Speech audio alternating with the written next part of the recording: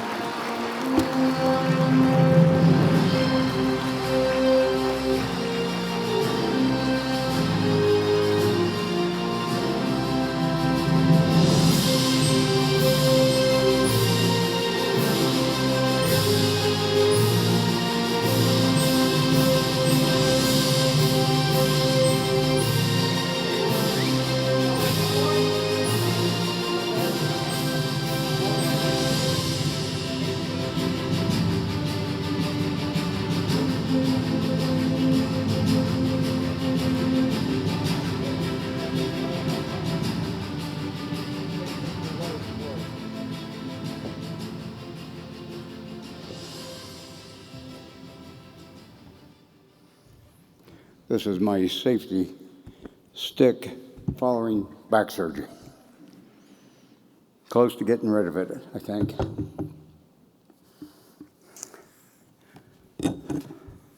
First of all, thank you very much, Lee.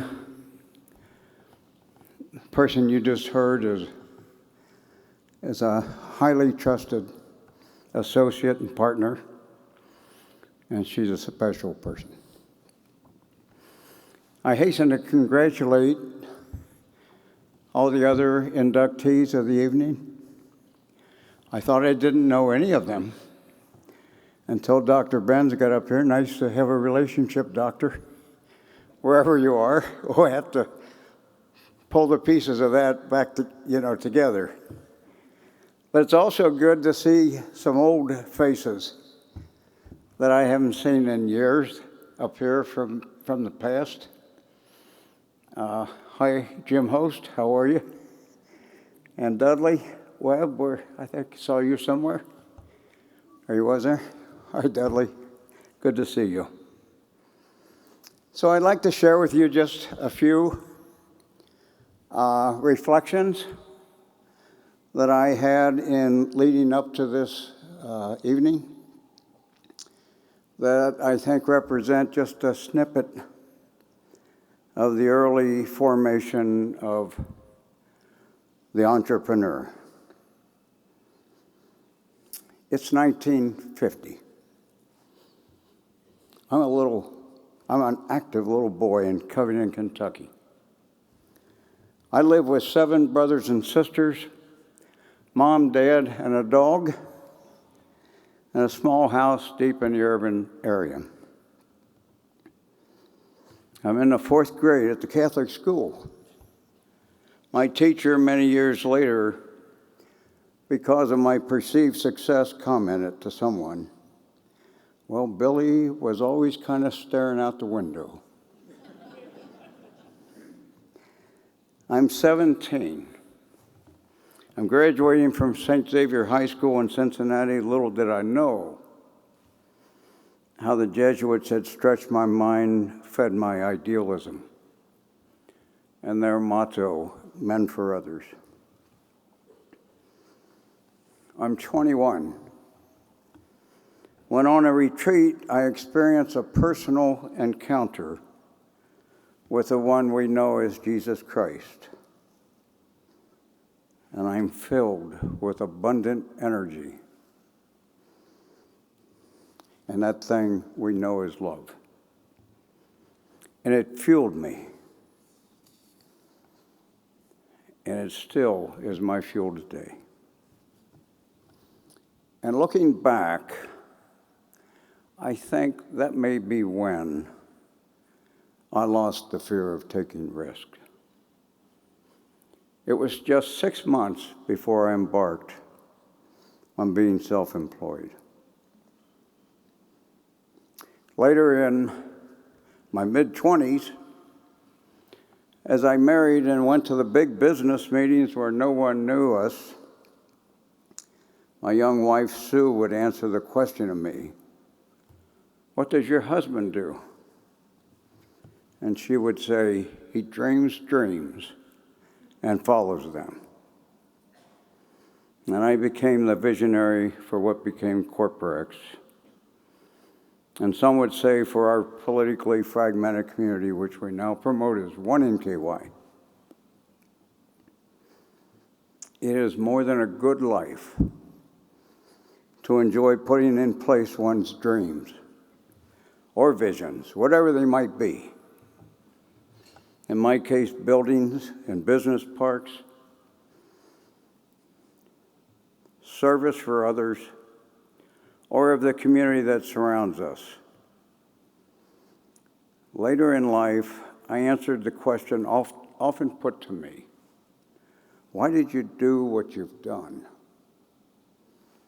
And my standard response was, because I had no choice. Whatever it was embedded in me was there from the beginning, and it was going to find a way to come out. And that dreaming, that creativity within, it played out as a builder. In the end, I decided that I'm a builder, first of buildings, then of companies, then of communities, and most rewarding, being a builder of people. It was nothing special about me that called me to entrepreneurism. But my entrepreneurism was both fueled and shaped by the formative events of my early life. And as Robert Frost said, that has made all the difference. The world is full of dreamers. This room is full of dreamers and visionaries. And we heard of that this evening. We just have to find a way to tap in. One of my teachers in that regard is a man named Daniel Burnham. He was the architect master planner that's credited with saving the waterfront in Chicago. And he coined a statement that we always use. Make no little plans. They have no magic to stir man's blood. And of themselves shall not survive. Make big plans. Aim high and hope and work, remembering this. A noble, logical diagram, once recorded, shall never die. The noble, logical diagram for each of us defines our purpose in life. The commercial development business has been a great pathway to live out one's diagram of life. Because in building buildings and developing land, I and my associates have been able to build the future. And to the extent we put in extra quality, we enhance our environment. We have been able to create standards for pride and service in our community. One of our overarching statements is that a corporation can be more than a financial enterprise. And if it can be, it should be. That means the corporation will be committed to taking entrepreneurial risk, otherwise shunned, in quest of the higher order of outcomes. It will stretch people to be all that they can be. It will be a model for giving back, contributing to our community in all that we do. I am truly, truly humbled by this recognition within our very Kentucky Commonwealth.